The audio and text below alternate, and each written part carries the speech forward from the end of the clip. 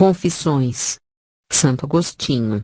Digitação, Lucia Maria Czernik 2007. Livro 4. Capítulo 1.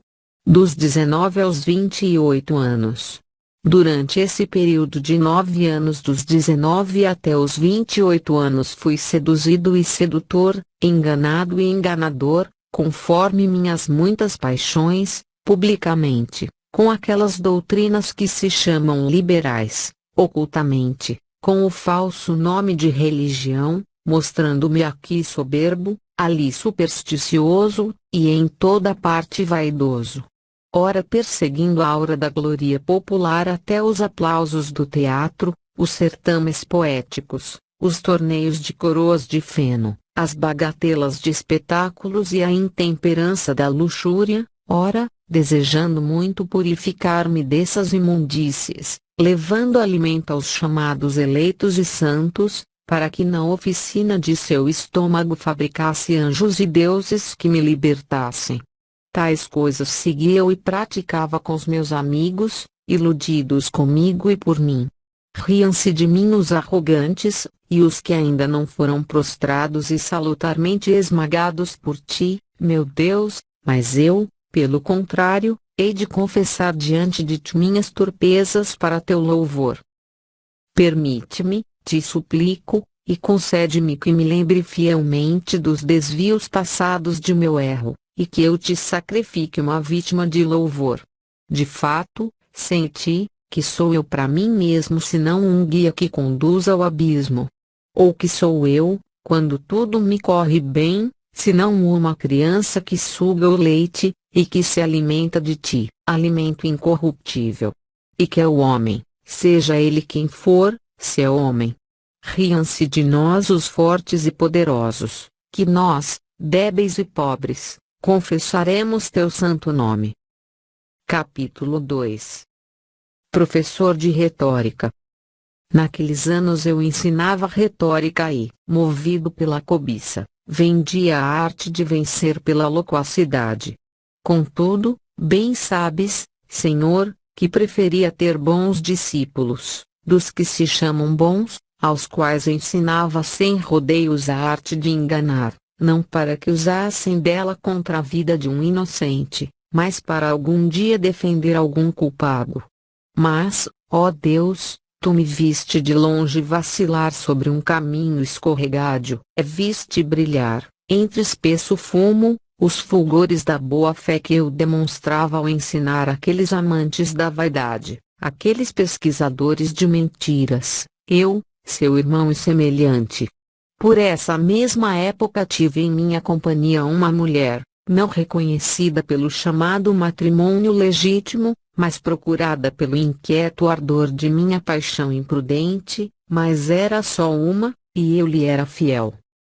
E assim experimentei pessoalmente a distância que há entre o amor conjugal contraído com o fim de ter filhos, e o amor lascivo, no qual a prole também nasce, mas contra o desejo dos pais, embora, uma vez nascida, os obrigue a amá-la.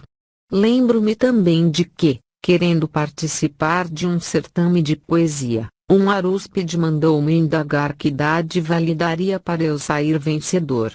Mas eu, que abominava aqueles nefandos sortilégios, respondi-lhe que não consentiria que se matasse uma mosca para obter a vitória, mesmo que o prêmio fosse uma coroa de ouro incorruptível. Sabia eu que ele teria de matar animais em seus sacrifícios, julgando com tais honras assegurar para mim os votos do demônio. Mas, confesso, Deus de meu coração, que se repudiei tal crime, não o fiz por amor da tua pureza. Pois ainda não sabia te amar, eu, que sabia conceder apenas esplendores corpóreos. Não é pois verdade que a alma que suspira por semelhantes fábulas não se aniquila longe de ti, e se apoia na falsidade, e se apacenta de vento? Mas eis que, não querendo que se oferecessem sacrifícios aos demônios, eu mesmo me sacrificava a eles com aquela superstição. Com efeito, que significa apacentar ventos, se não apacentar os espíritos diabólicos, isto é, tornarmo-nos, por nossos erros, objeto de seu riso e escárnio. Capítulo 3. A atração da astrologia. Por isso, não cessava de consultar os impostores chamados matemáticos, já que estes não usavam em suas adivinhações de quase nenhum sacrifício, nem dirigiam preces a nenhum espírito que, consequentemente, é condenado e repelido com razão pela piedade cristã e verdadeira. Porque o bom é confessar-te, Senhor, e dizer-te: tem misericórdia de mim, e cura minha alma, porque pecou contra ti, e não abusar da tua indulgência para pecar mais livremente, mas ter sempre presente a sentença do Senhor: eis-te curado, não peques mais, para que te não suceda algo pior. Estas palavras, cujo efeito salutar os astrólogos querem destruir, dizendo: o impulso de pecar vem dos céus, foi Vênus, Saturno ou Marte que fizeram isto, e tudo para que o homem, que é carne, e sangue, e soberba podridão, se sinta sem culpa, e atribua esta ao Criador e Ordenador do céu e das estrelas. E quem é este, senão tu, nosso Deus, suavidade e fonte de justiça, que dás a cada um de acordo com suas obras, e não desprezas ao coração contrito e humilhado? Havia então um varão muito sábio, peritíssimo na arte médica, na qual era celebre, sendo procônsul, pôs com suas próprias mãos sobre minha cabeça a insana coroa da vitória do concurso. Foi como procônsul, e não como médico, porque daquela minha enfermidade só tu me podias sarar, pois resistes aos soberbos e dás tua graça aos humildes. Contudo, deixaste acaso de cuidar de mim também por meio daquele ancião? Ou talvez desistisse de curar minha alma?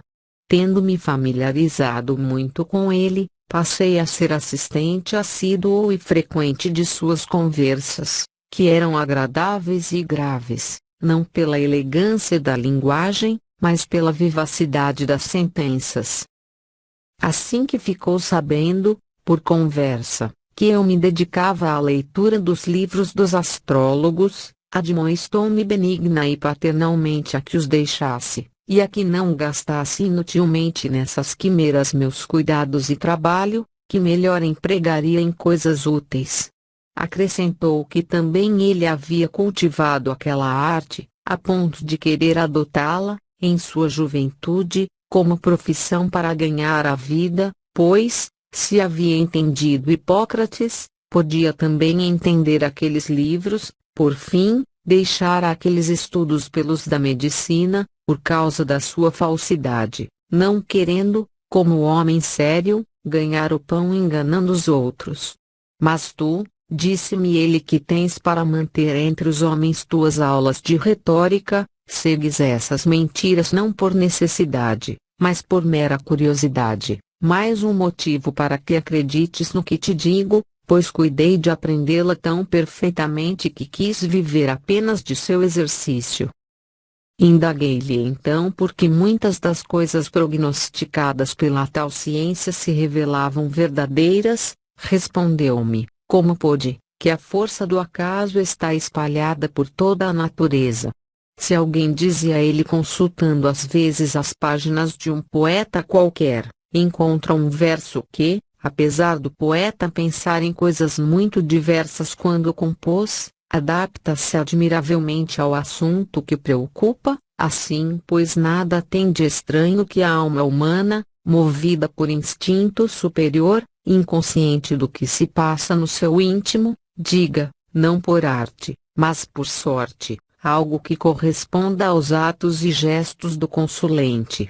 E isto, Senhor, me ensinou ele, ou melhor, me ensinaste por teu intermédio, e delineaste em minha memória o que eu mesmo mais tarde devia procurar. Mas então, nem ele, nem meu caríssimo Nebrídio, jovem muito bom e casto, que zombava de toda aquela arte divinatória, puderam me convencer a abandoná-la, porque ainda impressionava-me mais a autoridade daqueles autores.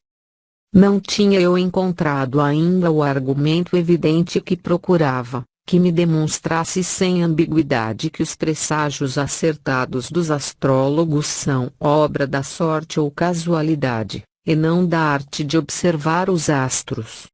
Capítulo 4. A morte do amigo.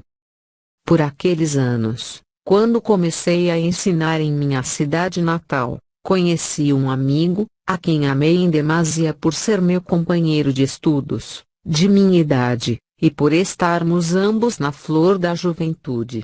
Juntos fomos criados quando crianças, juntos íamos à escola, juntos havíamos brincado.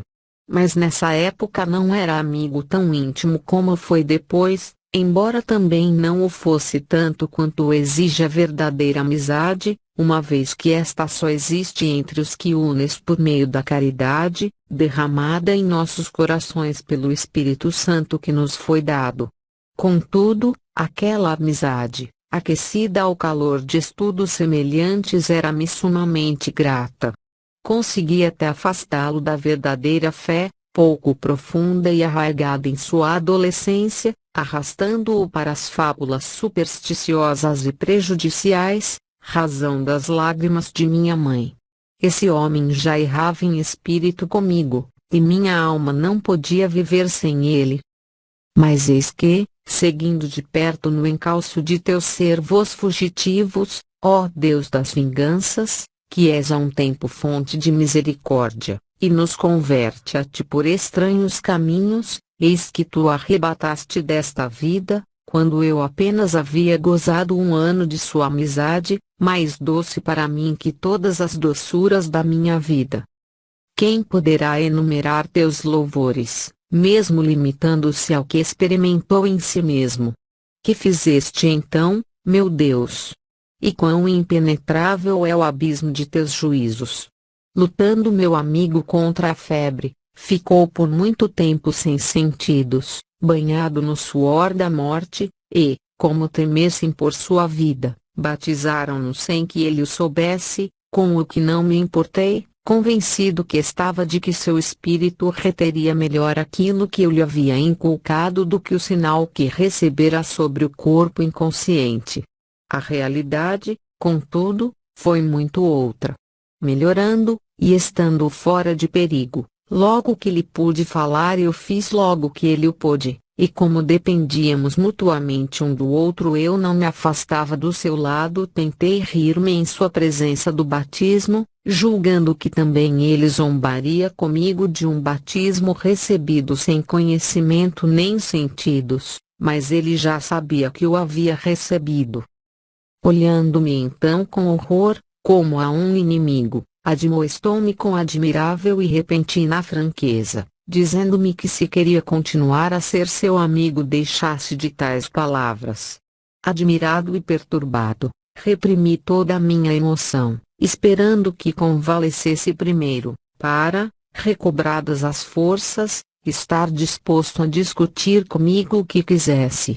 Mas tu, Senhor, livraste-o de minha louca amizade, guardando-o em ti para o meu consolo, pois, poucos dias depois, na minha ausência, voltaram-lhe as febres e morreu. Que dor fez anoitecer o meu coração! Tudo o que via era morte para mim. A pátria me era um suplício, e a casa paterna tormento insuportável, e tudo que o lembrava transformava-se para mim em crudelíssimo martírio. Buscavam-no por toda parte meus olhos, e o mundo não me devolvia. Cheguei a odiar todas as coisas, porque nada o continha, e ninguém mais me podia dizer como antes, quando chegava depois de alguma ausência, ali vem ele. Transformara-me mesmo num grande problema. Perguntava à minha alma por que andava triste, e se perturbava tanto, e ela não sabia o que responder-me. E se eu lhe dizia, espere em Deus, minha alma não me obedecia, e com razão, porque para mim, era mais real e melhor o amigo querido que perdera, que o fantasma em que mandava tivesse esperança. Só o pranto me era doce. Ocupava o lugar de meu amigo nas delícias de meu coração. Capítulo 5. O conforto das lágrimas. E agora, Senhor, que essas coisas já passaram, Agora que o tempo sarou minha ferida, poderei ouvir de ti, que és a própria verdade, aproximando o ouvido de meu coração de tua boca, o motivo por que o pranto é doce aos desgraçados. Acaso, mesmo presente em toda parte, repeliste para longe de ti nossa miséria, permanecendo imutável em ti, enquanto deixas que nos envolvamos em nossas provações? E, contudo, se nossos lamentos não chegarem a teus ouvidos, não haverá para nós esperança alguma. Mas, por que motivo dos gemidos, do choro, dos suspiros e das queixas colhe-se como fruto doce do amargor da vida? Esperamos que nos ouça. Virá daí a doçura.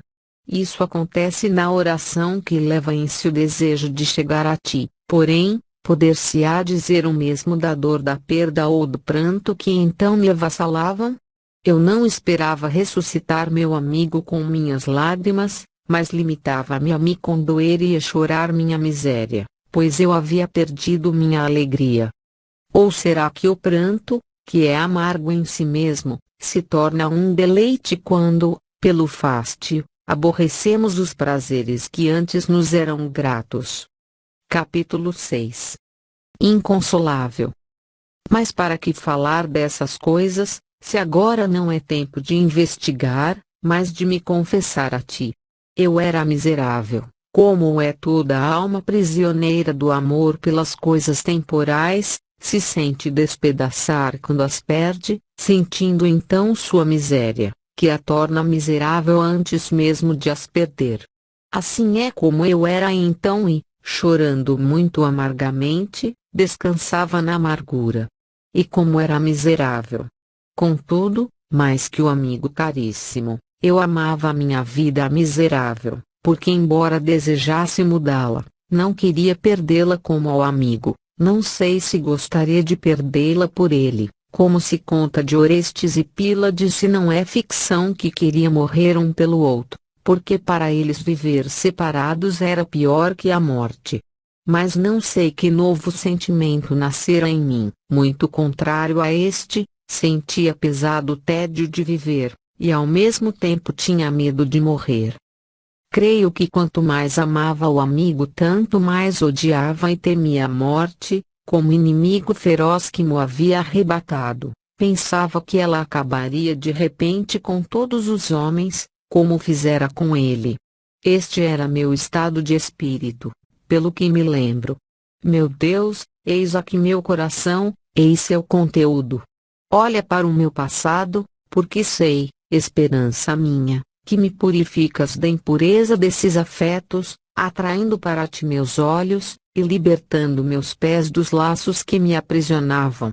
Maravilhava-me de que sobrevivessem os outros mortais a seus amados se nunca houvessem de morrer, e mais me maravilhava ainda de que, morto ele, eu continuasse a viver, porque eu era outro ele. Bem disse um poeta quando chamou ao amigo metade da sua alma. E eu senti que minha alma e a sua não eram mais que uma em dois corpos, e por isso causava-me horror à vida, porque não queria viver pela metade, e ao mesmo tempo tinha muito medo de morrer, para que não morresse de todo aquele a quem eu tanto amara. Capítulo 7. De Tagaste para Cartago. Ó loucura, que não sabe amar os homens humanamente! Ó homem insensato, que sofre desmedidamente os reveses humanos! Assim era eu então, e assim agitava-me, suspirava, chorava, perturbava-me, e não encontrava descanso nem conselho. Trazia a alma em farrapos e ensanguentada, indócil ao meu governo, e eu não encontrava lugar onde a pudesse depor.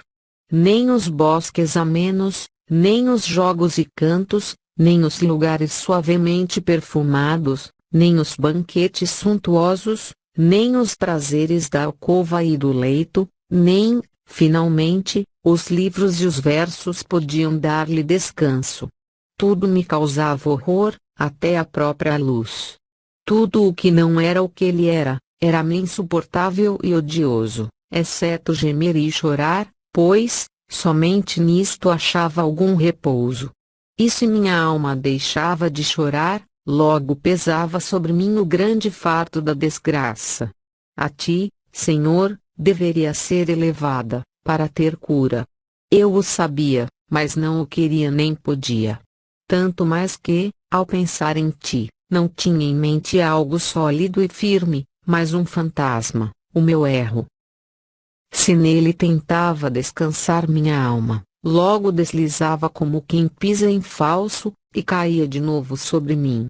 Eu era para mim mesmo uma infeliz morada, na qual era ruim e da qual não podia sair. E para onde iria meu coração, fugindo de si mesmo? Para onde fugir de mim mesmo? Para onde não me seguiria? Por isso fugi de minha pátria, porque meus olhos buscariam menos meu amigo onde não estavam acostumados a vê-lo. E assim me fui de Tagaste para Cartago. Capítulo 8. O consolo do tempo e da amizade. O tempo não corre debalde, nem passa inutilmente sobre nossos sentidos, antes, causa na alma efeitos maravilhosos. Assim vinha e passava, dias após dias, e passando deixava em mim novas esperanças e novas recordações, pouco a pouco restituía-me a meus prazeres de outrora, aqui ia cedendo minha dor. Substituíam-na não novas dores, mas sementes de novas dores.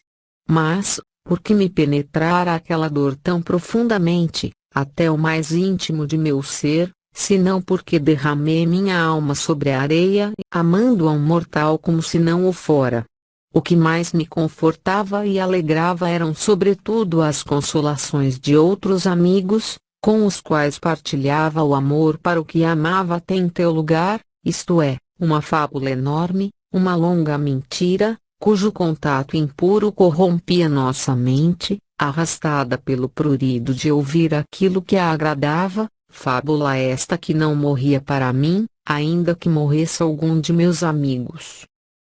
Outros prazeres havia neles que cativavam mais fortemente minha alma, como conversar, rir, agradar-nos mutuamente com amabilidade, ler juntos livros bem escritos, gracejar uns com os outros e divertir-nos juntos, às vezes discutir, mas sem ódio, como quando discordamos de nós mesmos para, com tais discórdias muito raras, temperar as muitas conformidades, ensinar ou aprender reciprocamente muitas coisas, suspirar impacientes pelos ausentes e receber alegres os recém-chegados.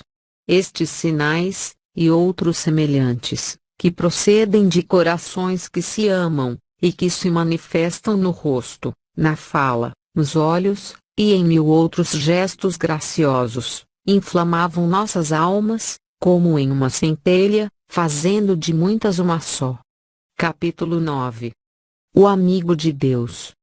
Ponto é isto que se ama nos amigos, e de tal modo se ama, que a consciência humana se julga culpada se não ama o que a ama, ou se não retribui amor com amor procurando na pessoa do amigo apenas o sinal exterior de sua benevolência.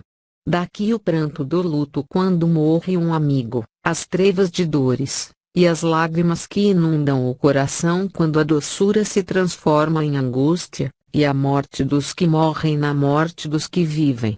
Bem-aventurado que te ama, Senhor, e ama o amigo em ti, e ao inimigo por amor a ti, só não perde o amigo quem tem a todos por amigos naquele que nunca se perde.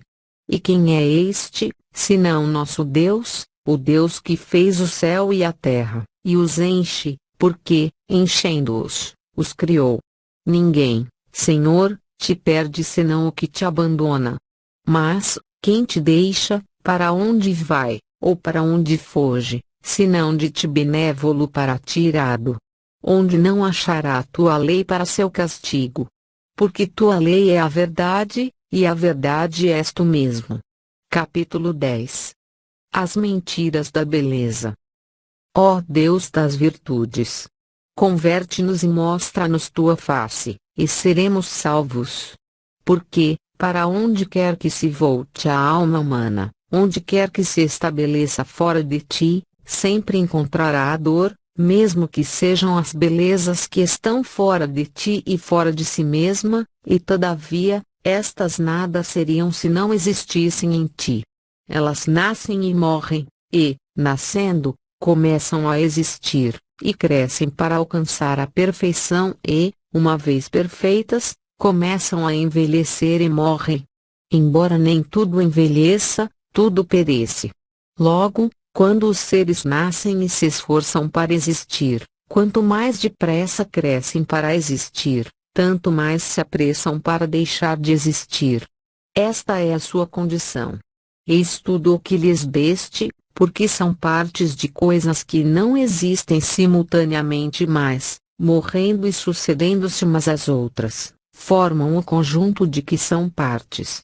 Assim forma-se também nosso discurso, por meio dos sinais sonoros. Este nunca se realizaria se uma palavra não se extinguisse, depois de pronunciadas suas sílabas, para dar lugar à seguinte. Que minha alma te louve por tudo isto, ó Deus, Criador de todas as coisas, mas não se pegue a elas com o visco do amor dos sentidos, pois também elas caminham para o não ser, e dilaceram a alma com desejos pestilenciais, e ela quer existir e gosta de descansar nas coisas que ama. Mas nelas não acha onde, porque as coisas não são estáveis. Elas são fugazes, e quem poderá segui-las com os sentidos da carne? Ou quem as pode alcançar, mesmo estando presentes? Lento é o sentido da carne, por ser da carne, mas essa é a sua condição. É suficiente para o que foi criado, mas não é para reter o curso das coisas, do princípio que lhes foi fixado, até o fim que lhes foi designado, por quem teu Verbo, que as criou, ouvem estas palavras, daqui até ali. Capítulo 11. A verdade de Deus. Não seja vã, ó minha alma, nem ensurdeças o ouvido do coração com o tumulto de tua vaidade. Ouve também, o próprio Verbo clama que voltes, porque só acharás repouso imperturbável lá onde o amor não é abandonado, se ele não nos abandona antes. Eis que as coisas passam para ceder lugar às outras, e para que assim se forme este universo inferior, de todas as suas partes. Mas, por acaso, afasto-me de um lugar para outro? Diz o Verbo de Deus: fixa nele tua morada, confia a ele tudo o que dele recebeste, alma minha, já cansada de tantos enganos. Confia a verdade quanto da verdade recebeste, e nada perderás, antes, tua podridão reflorescerá e serão curadas todas as tuas fraquezas, e serão retomadas e renovadas, estreitamente unidas a ti, tuas partes inconscientes, e já não te arrastarão para a ladeira por onde descem, mas permanecerão contigo para sempre onde está Deus, eterno e imutável. Porque, perversa, segues o apelo de tua carne. Seja esta, convertida a te seguir.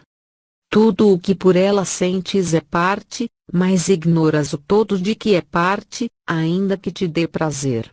Mas, se os sentidos de tua carne fossem idôneos para compreender o todo, e se, para teu castigo, não tivessem sido justamente limitados a compreender apenas partes do universo, certamente desejarias que passasse tudo o que presentemente existe, para melhor desfrutar do conjunto.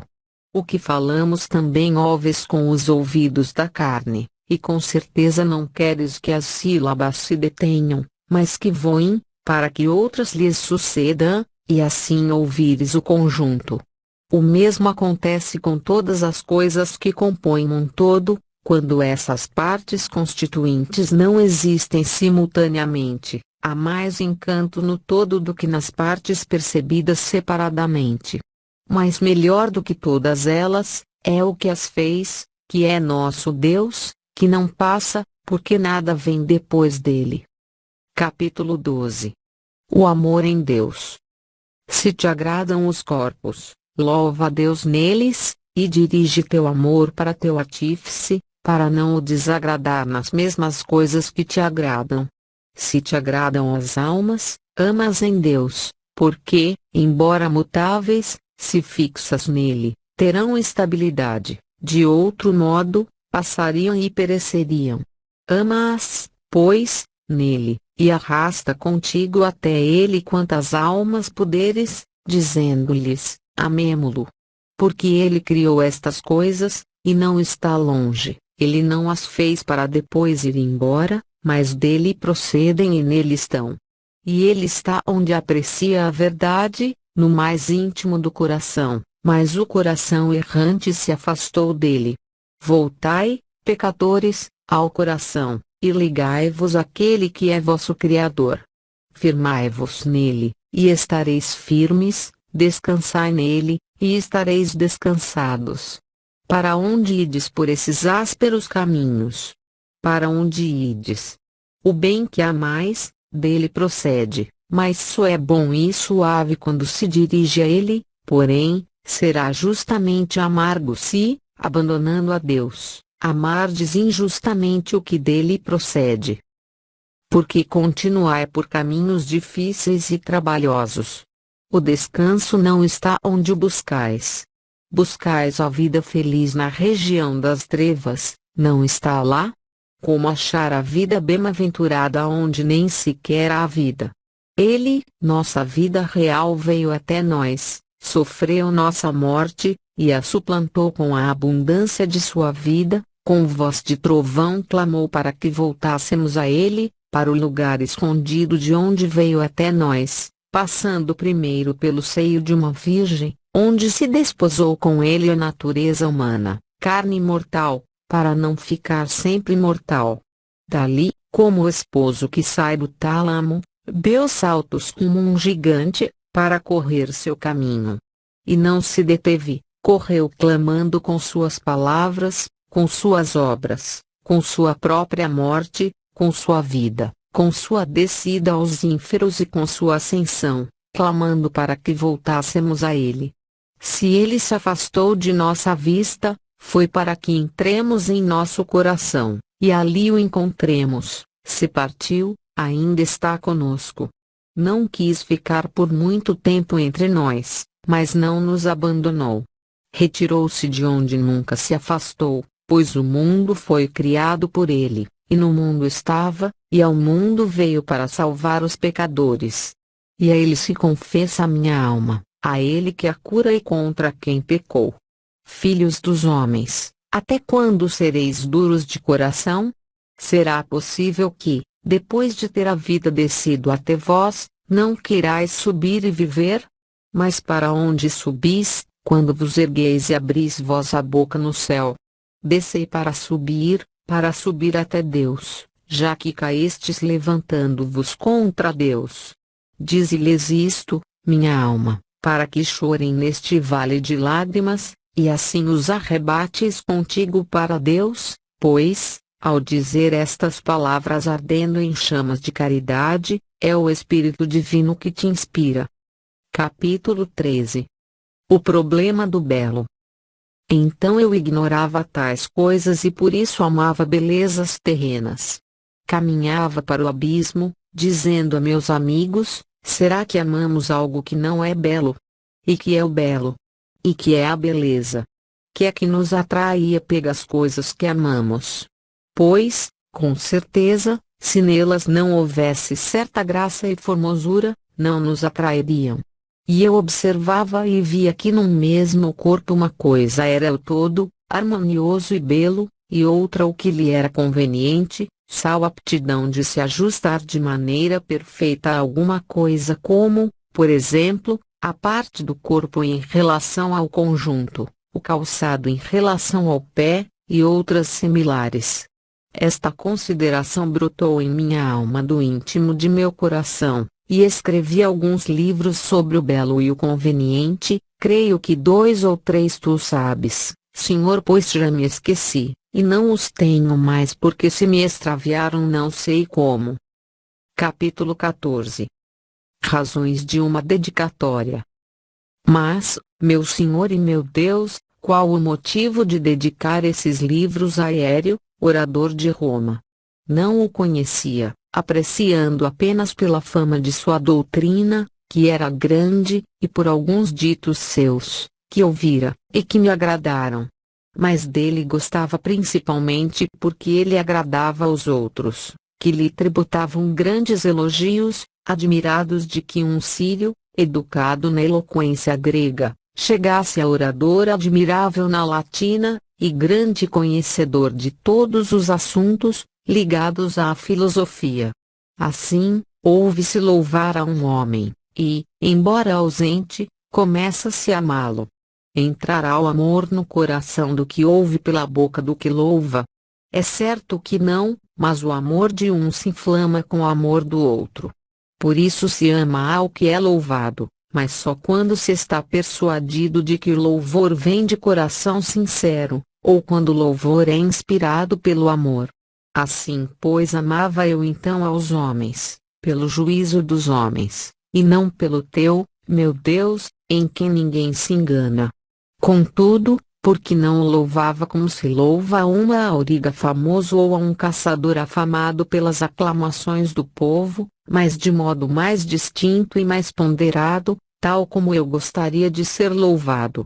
Certamente, eu não gostaria de ser louvado e amado como os comediantes, embora eu também os ame e louve. Antes, preferiria 1000 vezes permanecer desconhecido a ser louvado dessa maneira, e mesmo ser odiado a ser amado assim.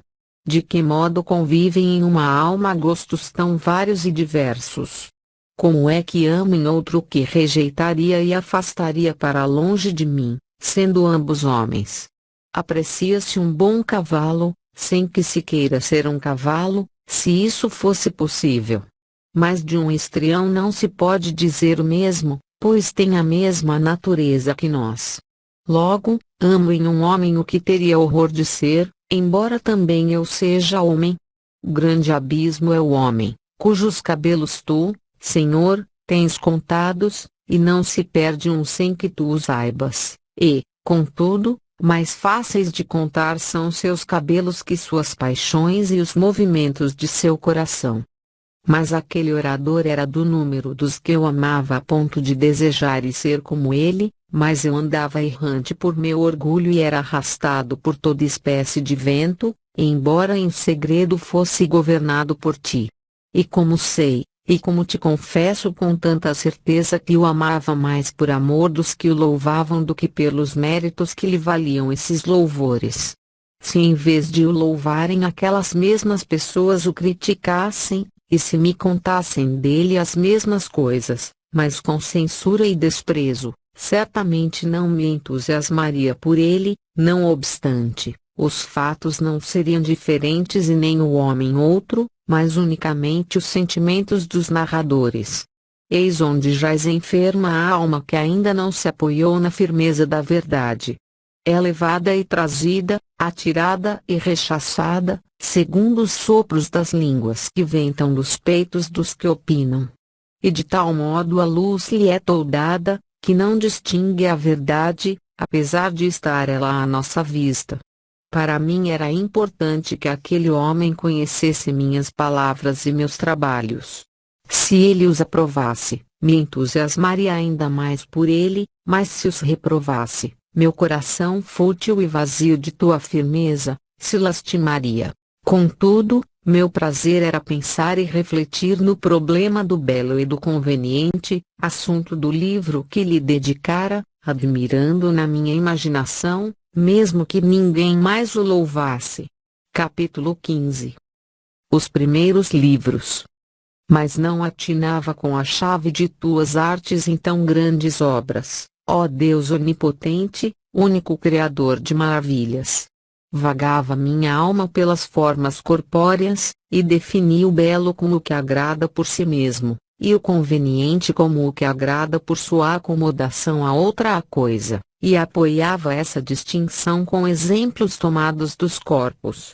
Daqui passei à natureza da alma, mas o falso conceito que tinha das coisas espirituais não me permitia perceber a verdade. A própria força da verdade saltava-me aos olhos, mas logo eu afastava da realidade incorpórea meu espírito inquiridor, voltando-me para as figuras, as cores e as grandezas materiais.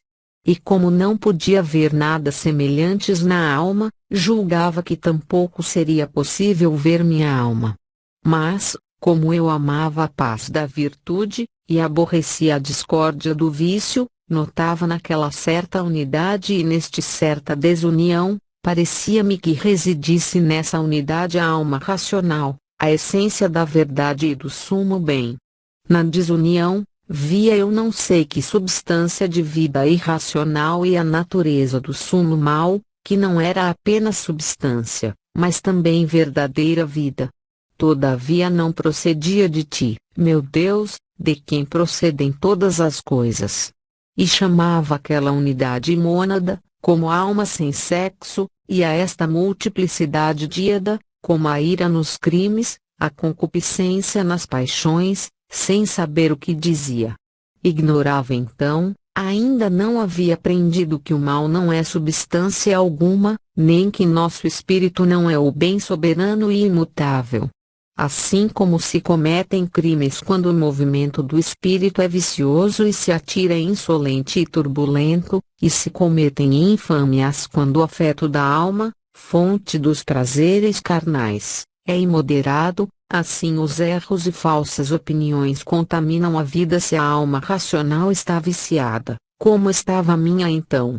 Ignorava que ela deveria ser ilustrada por outra luz para participar da verdade, por não ser da mesma essência da verdade, porque tu, Senhor, alumiarás minha lâmpada, tu, meu Deus, iluminarás minhas trevas, e todos participamos de tua plenitude, porque és a luz verdadeira que ilumina todo homem que vem a este mundo, e porque em ti não há mudança nem a momentânea obscuridade. Eu me esforçava para me aproximar de ti, mas tu me repelias para que experimentasse a morte, pois resistes aos soberbos. E que maior soberba haveria que afirmar, com inaudita loucura, que eu era da mesma natureza que tu? Porque, sendo eu mutável, e reconhecendo-me tal pois, se queria ser sábio, era para fazer-me de menos para mais perfeito preferia, contudo, julgar mutável a ti do que não ser o que tu és. Eis aqui porque era repelido, e porque resistias à minha soberba cheia de vento. Eu não imaginava mais que formas corpóreas, carne, acusava carne, espírito errante, não conseguia voltar para ti, nem em mim, nem nos corpos, não eram sugeridas por tua verdade, mas imaginadas por minha vaidade, de acordo com os corpos. E dizia aos pequeninos teus fiéis concidadãos, dos quais eu, ignaro, ainda exilado, dizia-lhes eu, tagarela inepto, porque a alma, criatura de Deus, se engana. Mas não queria que dissessem, e porque Deus se engana. E defendia antes que tua substância imutável era obrigada a errar, para não confessar que a minha, mutável, se desencaminhara espontaneamente, ou que era castigada pelo erro. Teria eu 26 ou 27 anos quando escrevi essas coisas, revolvendo dentro de mim apenas imagens corporais, cujo ruído aturdia os ouvidos do meu coração. Buscava eu aplicá-los, ó doce verdade, à tua melodia interior, quando meditava sobre o belo e o conveniente. Meu desejo era estar diante de ti, e ouvir tua voz, e alegrar-me intensamente com a voz do esposo, mas não o podia, porque o alarido do meu erro me arrebatava para fora e, sob o peso de minha soberba, caía no abismo. Pois ainda não davas gozo e alegria a meus ouvidos, nem exultavam meus ossos, porque ainda não haviam sido humilhados. Capítulo 16. As 10 categorias de Aristóteles. E que lucro me trazia, tendo eu 20 anos de idade, mais ou menos, e chegando-me às mãos a obra de Aristóteles, intitulada As 10 Categorias que meu mestre, o retórico de Cartago, e outros, considerados doutos, citavam com grande ênfase e ponderação, fazendo-me suspirar por ela como por algo grandioso e divino de que me servia ler essa obra e compreendê-la sozinho.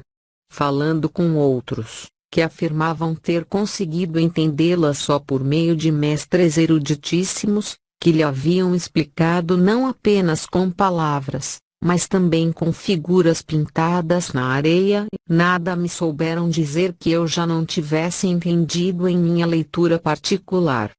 Parecia-me que essa obra falava com muita clareza das substâncias, como o homem, e das coisas que nelas se encerram, como a forma do homem, a estatura, quantos pés mede, o parentesco, de quem é irmão, onde se encontra, quando nasceu, se está de pé, sentado, calçado ou armado, se faz alguma coisa ou se padece de alguma coisa, e, enfim, uma infinidade de relações que se contém nestes 9 gêneros, dos quais citei alguns exemplos, ou no próprio gênero da substância, que são também inumeráveis os que encerra. De que me aproveitava tudo isso, se até me prejudicava?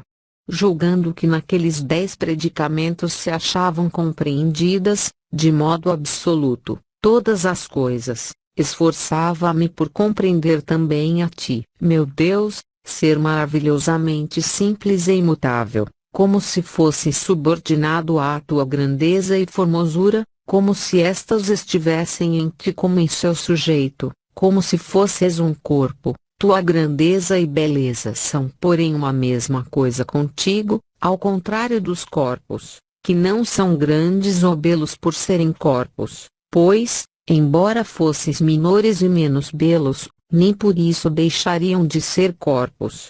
Era pois falso o que pensava de ti, e não verdade, ilusões de minha miséria, e não representação sólida de tua beleza. Havias ordenado, Senhor, e assim se cumpria em mim tua vontade, que a terra me produzisse abrolhos e espinhos, e que eu só conseguisse meu pão à custa de trabalho. De que me aproveitava também ler e compreender por mim mesmo todos os livros que pude ter nas mãos sobre as artes chamadas liberais, se eu era então escravo de minhas más inclinações. Comprazia-me em sua leitura, sem atinar de onde vinha quanto de verdadeiro e certo achava neles. Eu estava de costas para a luz, e o rosto, para os objetos iluminados, e por isso meus olhos, que os viam iluminados, não recebiam luz.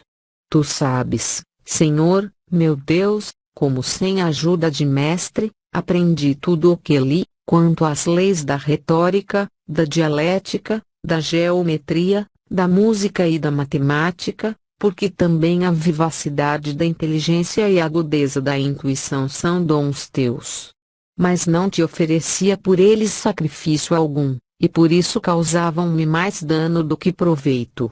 Insisti em me apoderar da melhor parte da minha herança, e não guardei em ti minha força, mas afastei-me de ti para uma região longínqua, a fim de dissipá-la entre as meretrizes de minhas paixões. De que me serviam dons tão preciosos, se não usava bem deles? Só compreendi que aquelas artes eram tão difíceis de entender, mesmo para os estudiosos e sábios, quando me esforçava para expô-las. Entre eles, o mais destacado era o que me compreendia menos vagarosamente. Mas qual o fruto disso, se eu te concebia, Senhor meu Deus, ó verdade, como um corpo luminoso e infinito, e eu como uma parcela desse corpo?